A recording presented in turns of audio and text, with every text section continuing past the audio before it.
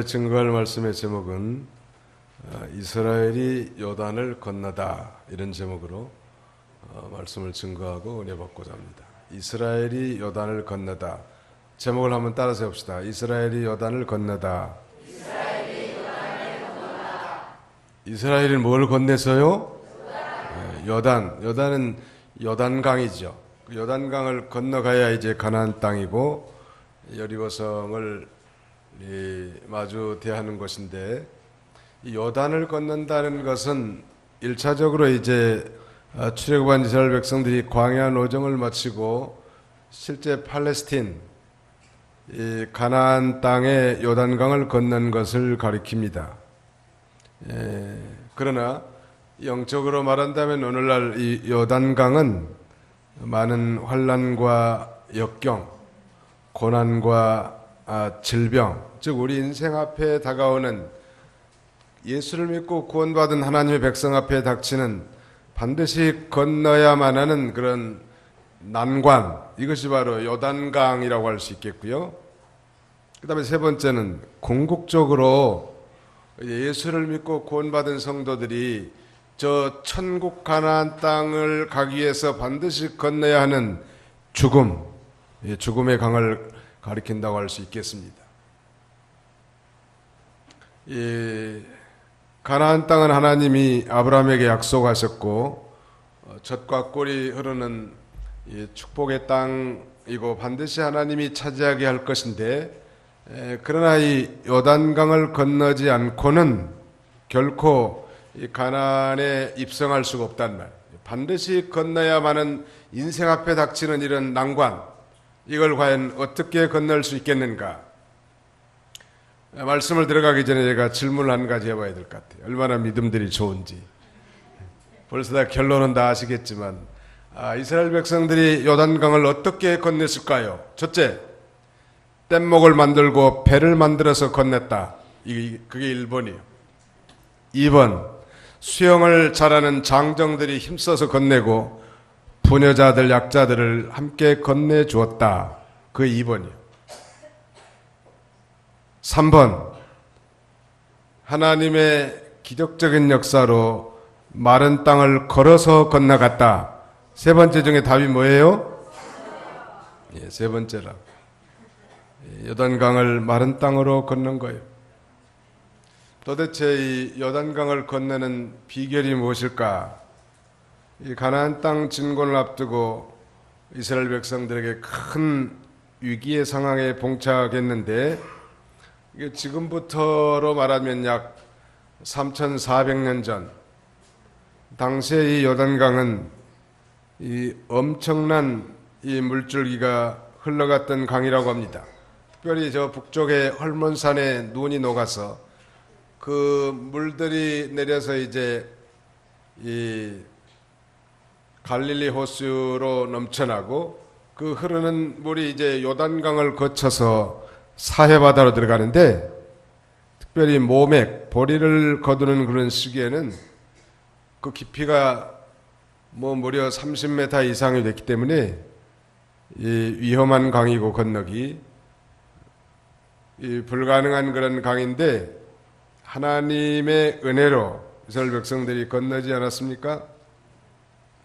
어떻게 하면 이 요단강을 건널 수 있을까? 거기 1절부터 좀 읽으시기 바랍니다.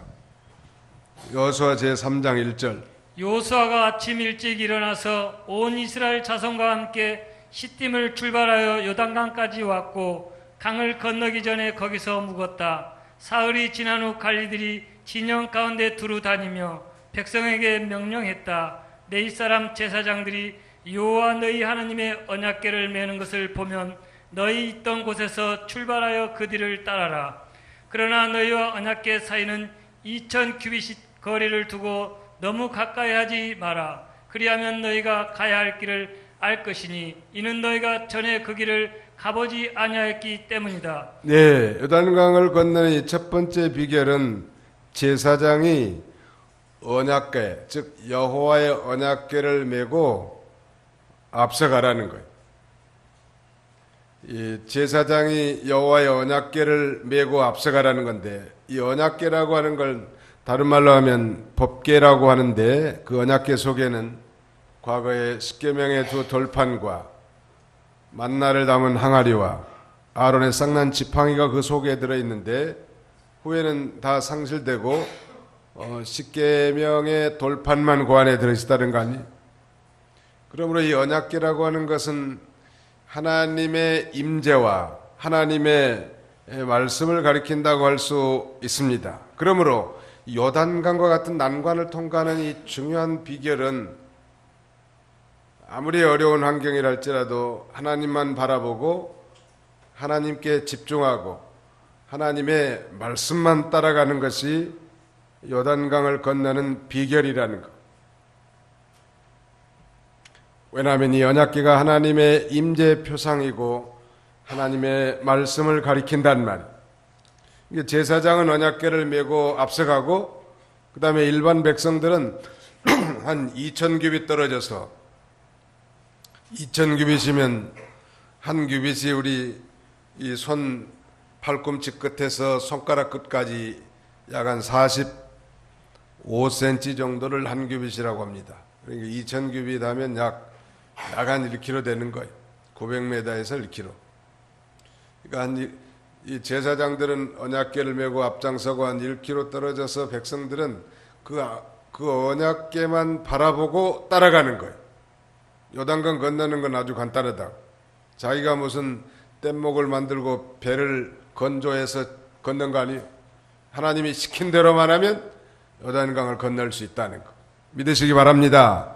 하나님 뭘 시켰는가? 제사장들은 언약궤를 메고 앞장서서 가고, 일반 백성들은 뒤에서 그걸 바라보면서, 그 언약궤를 바라보면서 따라가는 거예요. 따라만 가면 되는 거예요. 이 믿음의 세계는 그냥 따라만 가면 되는 거예요. 처음에는 뭘 아나요? 교회 나오면 잘 모르죠.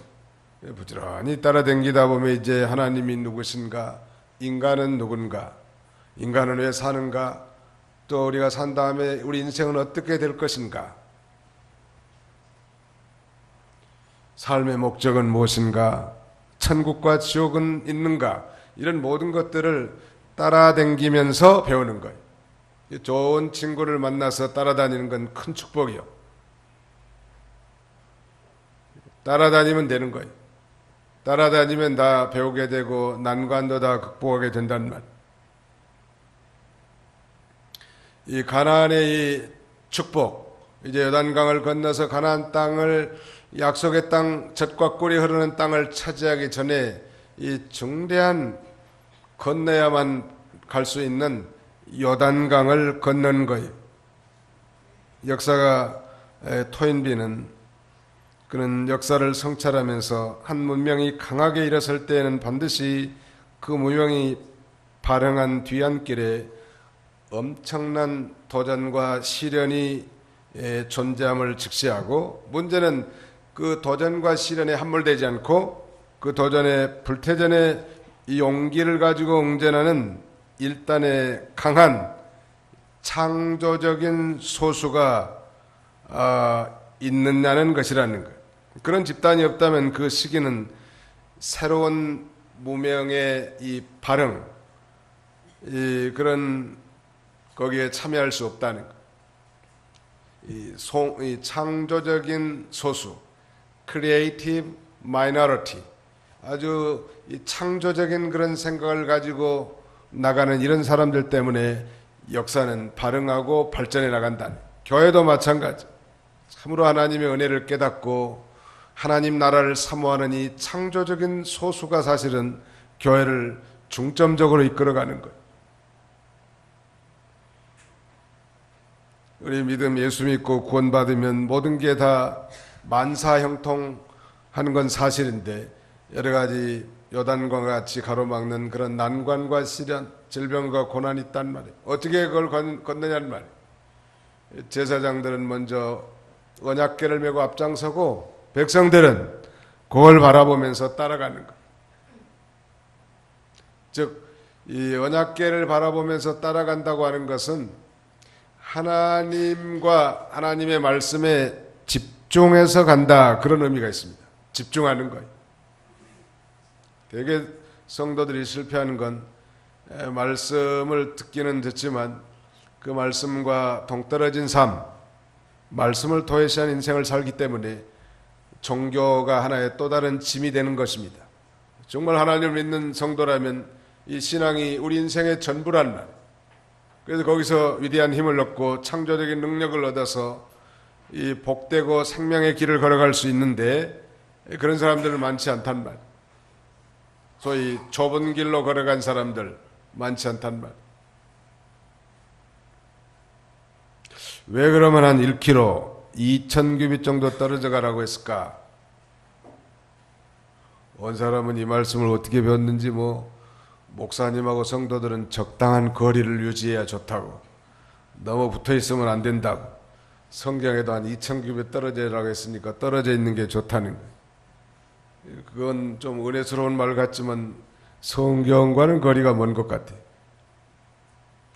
200만이나 되는 이 대군 이스라엘 백성들이 앞에 있는 이 언약궤를 메는 제사장들을 따라가려고 하면 한 2,000규빗 정도는 떨어져야 모두가 다 그걸 응시할 수 있단 말이에요.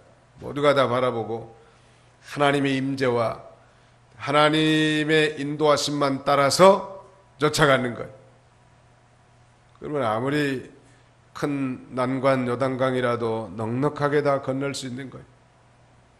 아까 우리 불렀던 찬송 두 곡은 모두 다 요단강과 관련된 가사가 내포되어 있는데, 첫 번째 찬송은 이 요단강을 건널 때 주만 의지하고 건너게 해달라는 거예요. 주님만 의지할 때 우리는 요단강을 건널 수 있는 거예요. 그 다음에 두 번째 가사에 보면 그 요단강을 건널 때 겁이 없게 해달라는 거예요. 두려움이 없게 해달라. 즉 하나님이 담대한 용기를 줘서 이 난관을 슬기롭게 믿음으로 통과하게 해달라고 하는 이 찬송 시인들의 신앙적 간증이 여기 묻어있는 거예요. 요단강은 예수 믿고 구원받은 성도들 앞에 닥치는 난관이고 고통이고 시련이요, 그걸 믿음으로 잘 통과하는 건데 그걸 바로 언약궤를 맨 제사장들만 바라보고 따라가는 거예요. 하나님과 그 말씀을 앙모하고 사모하면서 따라가는 거예요. 그 다음에 세 번째가 중요한데요, 거기 5절로 6절을 우리 다 같이 한번 읽어봅시다. 5절로 6절 시작. 여호수아가 백성에게 말하기를 너희는 자신을 성결하게 하라. 이는 내일 여호와께서 너희 가운데 놀라운 일을 하실 것이기 때문이다 하고, 제사장들에게 말하기를 언약궤를 메고 백성보다 앞서 건너라 하니 그들이 언약궤를 메고 백성보다 앞서 나아갔다.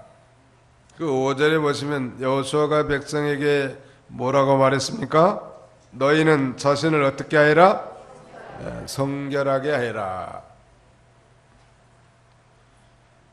전혀 동떨어진 원리 같지만 성경은 요단과 같은 그런 난간을 통과하는 세 번째 비결은 자신을 스스로 성결케 하도록 명령하고 있습니다. 즉 죄를 회개하고 깨끗하게 하라는 거예요. 왜냐하면 죄를 품고 있는 자가 하나님과 교통할 수 없고 하나님의 능력을 덧입을 수 없는 거예요. 그러니까 하나님과 동행하기 위해서는 죄를 벗어버려야 돼. 날마다 회개하고. 전에도 말씀드렸습니다만 유명한 기도 시리즈를 집필한 소위 E.M. 바운즈라고 하는 목사님은 그의 기도 시리즈 제1권 제1장에서 이렇게 말합니다. 성도의 이 능력은, 성도의 기도의 능력은 성결함에 있다 라고 갈파하고 있는 것입니다. 성결하지 못한 자는 하나님이 함께 해주지 않고 하나님이 임재할 수 없다는 말. 하나님은 죄와 같이 계실 수가 없어요. 너무 거룩하신 분이니까. 그러므로 우리가 날마다 십자가를 바라보고 자백하고 회개함으로 정결함을 얻고 우리 주님과 교통할 때 하나님의 능력이 그 사람에게 임하는 거예요. 믿으시기 바랍니다. 성결한 자에게 하나님의 능력이 임합니다. 에페소 사람 귀에다 대고 한번 해보죠. 시작. 성결한 자에게 하나님의 능력이 임합니다. 졸 시간이 없어. 요새들 아주 뭐 열대야 때문에 잠을 좀 설치시죠? 아무튼 그래도 우리가 믿음으로 잘 이겨나가야 되겠습니다. 성결의 원칙 너무 중요해요. 우리가 인생을 살다 보면 참 위기를 만날 때가 많이 있는데 인간의 지혜와 능력으로 통과할 수 없는 그런 위기를 당할 때 우리는 어떻게 해야 되겠는가? 성경이 가르친 대로 그렇게 하면 돼요. 자신을 점검하고 성결로 무장하란 말. 그리고 하나님과 그 말씀만 앙모하고 사모하면서 따라가면 되는 거예요. 이 성결이라고 하는 것은 먼저 하나님 앞에 우리 인생을 바로 세우는 거예요. 무슨 뭐 요단강을 건너기 위해서 뗏목을 짜고 배를 만든 거 아닙니다. 무슨 전략과 전술을 짠 거 아니에요. 그죠? 하나님만 바라보고 하나님 말씀만 의지하면서 사모하면서 자신을 성결케 하라는 거예요. 우리는 보통 그렇지 않습니까? 큰 환난과 어려움이 닥치면 우리가 하나님 앞에 하나님 속히 이 환난에서 나를 건져 주시옵소서 그렇게 기도를 많이 하고 또 하나님 이 난관을 극복할 힘과 용기를 주옵소서 이렇게 기도하는데 그런 기도하기 전에 먼저 주님 제 인생을 성결하게 해 주시옵소서 이것이 선결되어야 된다는 것. 성경에 보니까 디모데전서 4장 5절에는 말씀과 기도로 우리가 거룩해진다고 말씀하고 있는데 무엇이 우리의 삶을 더럽히고 탐욕을 일으키게 하는가? 무엇이? 그걸 하나님 앞에 고백하고 깨끗함을 얻는 것이 중요하다는 것. 무엇이 나로 하여금 이 경건 생활을 파괴하고 하나님의 능력을 가로막고 무능한 그리스도인으로 전락시키게 만드는가? 즉 나를 성결케 하지 못하게 하고 불결케 하는 그런 요소들이 무엇인가? 그걸 제거하는 거예요. 그런 면에서 성결이라고 하는 건 거룩과 같은 홀리니스인데 이건 나쁜 습관을 버리는 것일 거예요. 나쁜 습관. 미국의 유명한 이 작가, 희극 작가 한 사람이 있는데 그 소위 막 트웨인이라고 하는 사람이 있어요. 막 트웨인. 이 사람이 말하기를 여러분 담배를 끊는 일은 매우 쉬운 일입니다. 그러면서 저도 지금까지 100번 이상이나 끊었습니다. 아마 끊고 또 피우고 끊고 또 피우고 그런 거예요. 바보들은 항상 결심만 한다 그런 책이 있는데 아무튼 뭐 그래도 끊으려고 마음먹은 것을 소중하게 생각할 수 있겠죠. 만일 우리의 삶이 어떤 습관이나 가정을 소중히 여기고 인생을 성결하게 살아가는데 위협적으로 나타난다면 그러면 그것은 내 인생에 있어서 그건 결코 작은 문제가 아니라 큰 문제예요. 반드시 해결해야 될 문제고 우리의 생활을 어지럽히고 예수님을 증거하는 데 크게 방해가 된다면 주님을 섬기고 성결한 삶을 사는데 결정적으로 그것이 어려움을 준다면 심각하게 생각하고 우리가 기도해야 할 것입니다. 그 나쁜 습관이 제거되도록 우리 한국의 과거에 국회 사무총장을 역임한 모 인사가 있었는데 원래 이 사람은 장로님 집안에서 출생했고 성장한 사람인데 기독교 집안에서 그런데 그는 예수를 믿으면서도 나이 20살에 담배 피우는 걸 배웠다고 합니다. 그 이후에도 그는 박사학위를 받고 또 국회의원과 정무장관을 지내면서 국정활동을 하는데 본인이 생각하기를 뭐 담배 한두 대 피우는 것은 별 문제가 되겠나 그렇게 가볍게 생각하는 거예요.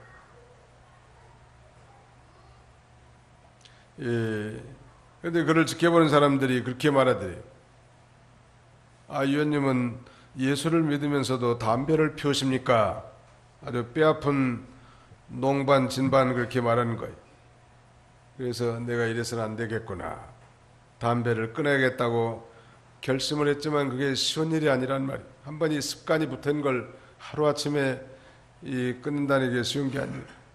그러던 어느 날 이제 책방에 들려서 서점에 가가지고 이 담배를 끊는 법 이런 책을 보게 됐다는 거. 옳다 됐다. 책을 사가지고 그걸 읽었는데 그 책에 보니까 담배를 끊기 위해서는 담배의 나쁜 점들만 보지 말고 끊었을 때 좋은 점을 열심히 생각해야 한다고 이렇게 기록되어 있더라는 거예요. 그래서 자기도 한번 그러면 담배를 끊었을 때 좋은 점이 뭔가 한 4가지를 노트에 기록했대요. 첫째는 옷이나 넥타이에 구멍이 날 염려가 없다. 담배를 끊으면. 담배 핀 사람들 보면 좋은 양복에 구멍이 하나씩 나 있거든.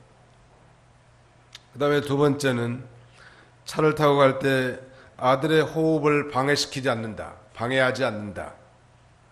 그 다음에 이 담배를 다 피우고 나서 재떨이를 걱정할 필요도 없고 손으로 비벼서 컵에다 넣지 않아도 된다. 아주 자기가 늘 하던 일을 생각하면서 담배를 끊었을 때 그 유익한 점. 마지막 4번째는 아침 일어날 때 상쾌한 기분으로 일어날 수 있다. 이걸 4가지를 써놓고 새해 첫날 이제 금연 기념일을 정하는 거예요. 금연 기념일, 담배 끊는 기념일 정하고 나서 2대를 아주 마음껏 피웠대. 금연 기념일을 정하고 그 다음 날은 2차 금연일로 정하고 1대를 피웠다는 거. 그리고 그 이후에는 이제 금연 기념일도 정하지 않고 자신 있게 내가 이제 예수를 믿는 그리스도인이다 이렇게 고백하면서 담배를 끊었다 그래. 이렇게 끊으려고 하니까 하나님이 또 도와주셨겠죠. 아무튼 우리를 성결케 하는데 방해하는 그런 고질적인 습관 이런 것들을 제거하는 게 중요합니다. 이제 여호수아 제5장에 가면 이 여리고성을 점령하러 가는 데 있어서도 상식을 초월한 요구를 합니다. 그게 바로 이제 이 군인들로 하여금 할례를 행하라는 거예요. 정말 전장에 가서 건강하게 뛰어도 부족한데 할례를 행하면 며칠 동안은 꼼짝도 못하는 거 아닙니까? 이게 하나님의 전쟁, 하나님의 일, 하나님의 백성에 있어서 이 성결이 무시돼서는 결코 안 된다는 거. 그 다음에 이제 7절로 13절까지는 두 번째 대지의 내용은 여호와께서 여호수아를 백성 앞에 아주 위대하게 해줬다는 거예요. 존귀하게 해줬다는 거예요. 거기 한번 보실까요? 7절 여호와께서 여호수아에게 말씀하셨다. 오늘부터 시작하여 내가 너를 온 이스라엘이 보는 앞에서 위대하게 하여 내가 모세와 함께 있었던 것처럼 너와 함께 있음을 그들이 알게 할 것이다. 어떻게 그가 그렇게 위대하게 됐는가? 그것은 하나님께서 함께 해주시고 하나님께서 능력의 역사로 함께 해주셔서 그렇게 존귀하고 위대하게 되는 것. 하나님이 함께 해주시면 이 번영하게도 하고 존귀케도 하고 임의로 높이시는 하나님이시란 요셉의 형통은 창세기 39장에 보면 제가 하나님이 함께 하심으로 라는 말씀이 반드시 형통 앞에 붙어 있습니다. 역대 26장에 우시아가 형통한 것은 그가 하나님이 함께 해줬다는 거예요. 하나님이 함께 해주시고 하나님의 능력의 역사가 함께 하면 하나님이 존귀하게 해주는 거예요. 왜 하나님이 함께 해줬는가? 하나님의 말씀대로 하나님의 종에 이치해서 여호수아가 그대로 행했단 말이에요. 그러면서 이제 놀라운 역사가 나타납니다. 8절 너는 언약궤를 메는 제사장들에게 명령하여 너희가 요단 물가에 이르면 요단에 서 있으라라고 하여라. 여호수아가 이스라엘 자손에게 말하기를 너희는 이리 와서 여호와 너희 하나님의 말씀을 들으라 하고 또 말하기를 너희는 살아계신 하나님께서 너희 가운데 계심을 이것으로 알 것이니 곧 그분께서 가라앉힐 족속들을 너희 앞에서 반드시 쫓아낼 거라는 것. 이 놀라운 것은 이제 이 언약궤를 맨 제사장들이 요단강에 당도했습니다. 당도했는데 언약궤를 맨 제사장들이 요단강에 발을 내딛자마자 저 위에서부터 물이 완전히 끊겨가지고 그 위쪽에는 그야말로 물 무더기, 물기둥들이 많이 생성되고 이스라엘 백성들은 마른 땅으로 요단강을 건너게 된 거예요. 이건 역사적인 실제 사건이고 영적으로는 바로 이 요단강 같은 그런 난관 가운데서도 하나님만 바라보고 하나님만 의지하고 하나님의 말씀대로 나가는 하나님의 백성들에게 그 난관을 통과하게 하실 것을 우리에게 가르쳐 주는 것입니다. 참고로 우리가 한 가지 기억할 것은 이 과거에 출애굽한 이스라엘 백성들이 홍해를 건널 때는 하나님이 모세더러 이 지팡이를 홍해를 가리키라고 했을 때 홍해가 갈라졌고 그 다음에 그 마른 땅을 이스라엘 백성들이 건넜는데 요단강을 건널 때는 갈라놓고 간 게 아니고 이 언약궤를 맨 제사장들이 발이 그 요단강에 내딛게 될 때 갈라진 거예요. 어디에 보면 이제 하나님의 백성들이 그만큼 성숙했다고 할 수 있고 우리가 예수 그리스도를 믿음으로 구원받았는데 구원받은 하나님의 백성들이 이 땅에 사는 날 동안 이제는 하나님의 말씀을 순종해서 나갈 때 그 난관들도 하나님께서 극복되게 해 주실 것을 우리에게 가르쳐 주는 것입니다. 그러므로 우리 그리스도인들에게 있어서 난관이 결코 문제가 아니고 역경이 또한 우리를 가로막을 수 있는 것이 아니라 중요한 것은 우리가 누구를 주목하고 있느냐 그거예요. 마치 이스라엘 백성들이 언약궤를 주목하고 따라간 것처럼 하나님과 그 말씀을 쫓아서 나갈 때 우리가 그 모든 난관을 다 이겨나갈 수 있는 것입니다. 전능하신 하나님, 불가능이 없으신 하나님, 그분이 나의 아버지십니다 하고 신앙 고백하고 그 말씀을 따라 나가는 거예요. 그러면 그 앞길을 가로막는 난관이 다 눈 녹듯 사라지고 하나님의 기적을 체험할 수 있는 것입니다. 왜 백성이 마른 땅으로 건너갔다고 그랬죠? 17절 한번 같이 읽어봅시다. 17절 시작. 여호와의 언약궤를 맨 제사장들이 요단 가운데 마른 땅에 굳게 서 있었고 모든 백성이 요단을 완전히 건너기를 마칠 때까지 온 이스라엘 백성이 마른 땅 위로 건넜다. 요새 성지순례 갔다 오신 분들은 요단강이 그렇게 폭도 잡고 물도 마르고 그랬다고 하는데 아마 거기가 출애굽한 백성들이 건넜던 요단강인지 첫째는 알 수 없고 두 번째는 약 3,400년이 지난 날 동안 이 모든 이 땅들이 다 변화될 수도 있는 거죠. 3,500년 동안 풍화작용이 또 얼마나 생겼겠는가 한번 생각해 보시죠. 10년이면 강산이 변한다는데 3,500년이란 엄청난 세월이 지났기 때문에 이 여호수아 당시의 요단강하고는 차이가 많이 있을 게 분명하다. 아무튼 우리는 여기서 배울 수 있는 교훈은 영적인 교훈이. 제가 이 요단강을 건너는 세 번째 교훈은 우리 인생이 이제 이 세상에 살다가 마지막 천국에 가야 되는데 이 천국에는 우리 이 육신의 몸을 입고는 못 들어간단 말이에요. 그래서 유명한 순교자 박간준 장로님은 이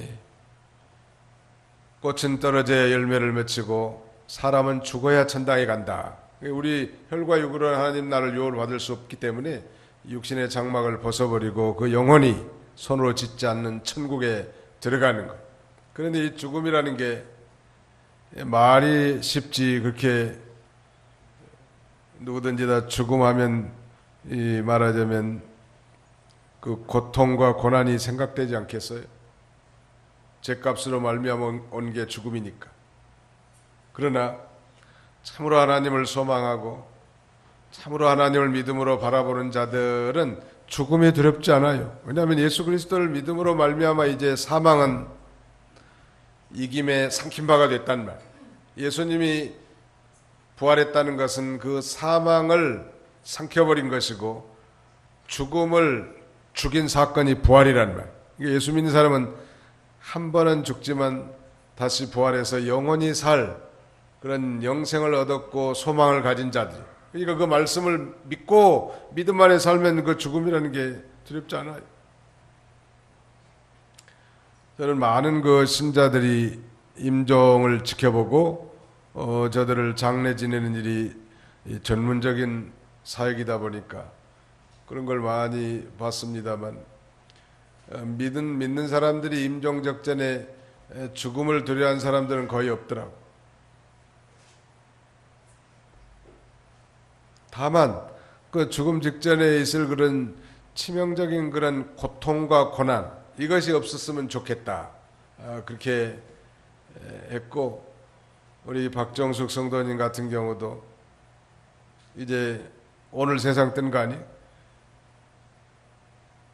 자기는 후회되는 게 없는데 믿음 생활을 잘하지 못해서 후회스럽다는. 더 하나님 앞에 어려서부터 배운 대로 신앙생활한 대로 잘하고 이렇게 임종을 맞았으면 좋겠는데 그런 어려운 과정을 통해서 하나님 앞에 믿음으로 온전히 살지 못했던 것을 참으로 후회하는 그런 눈물을 흘린 것을 보았습니다. 그리고 우리 성도들은 이 죽음의 요단강, 이건 하나님의 은혜로 요단강을 담대하게 건너는 거예요. 왜냐하면 우리가 죽는 순간 우리는 저 영원한 하나님 나라에 들어갈 수 있는 축복이 주어졌기 때문이죠. 이 땅에서도 요단강 같은 그런 난관도 믿음으로 통과하시고 우리가 이제 이 세상을 살고 저 하나님의 나라 하늘 가나안 땅에 들어가기 직전에 그 요단강도 믿음으로 우리가 통과하는 거예요. 소망을 가지고.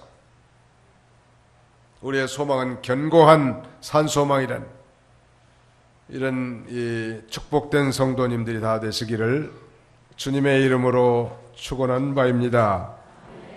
기도합시다. 거룩하신 하나님 감사합니다. 오늘도 새벽부터 이 시간까지 저희를 권고해 주시고 주의 전에 나와서 하나님 앞에 예배 드릴 수 있도록 은혜 주심을 감사하옵고 감사를 드립니다. 이 시간에는 이스라엘이 요단을 건너다라는 제목을 통해서 아버지 하나님 이 땅에서 우리가 당하는 요단강과 같은 난관이 봉착한다 할지라도 하나님께서 가르쳐준 방법대로 언약궤를 바라보고 이 우리의 시선을 하나님과 하나님 말씀에 집중해서 따라갈 뿐만 아니라 도리어 자신을 돌아보고 성결하게 살지 못한 걸 회개하고 성결함을 유지하고 주님의 이 기적을 체험하는 그런 우리의 삶이 될 수 있도록 하나님께서 은혜를 베풀어 주시기를 간절히 바라옵곤 합니다. 우리 친구 또 우리 박종숙 성도님이 요단강을 건넜습니다. 우리는 이제 그 시신을 장례하기 위해서 함께 모여서 사랑을 전하고자 하니 하나님께서 온 교우들에게 동일한 사모함과 간절함으로 참여하게 해주셔서 이 모든 교회장이 은혜롭게 마칠 수 있도록 하나님 도와주시기를 간절히 바라옵곤 합니다. 뿐만 아니라 우리 중고청 수련회가 내일부터 있을 때인데 이런 바쁘고 중첩된 일을 통하여 악한 막 일절 틈 못하도록 막아주시고 우리가 정말 힘써서 참여해서 하나님의 일들이 아름답게 종료되도록 하나님 인도하여 주시옵소서. 거룩하신 하나님, 우리 성도들 가운데는 여전히 요단과 같은 난관을 만나서 참으로 낙심하고 좌절하고 슬픔 가운데 있는 자들도 있사오니 하나님 오늘 준 그 말씀이 생명이 되고 능력이 되어서 하나님께 집중하고 하나님의 말씀을 절대 신뢰할 뿐만 아니라 자신이 회개함으로 하나님이 자신과 함께 하심을 믿고 이 요단강을 담대하게 건널 수 있는 저희들이 되게 하여 주시옵소서. 예수님의 이름으로 기도하옵나이다. 아멘.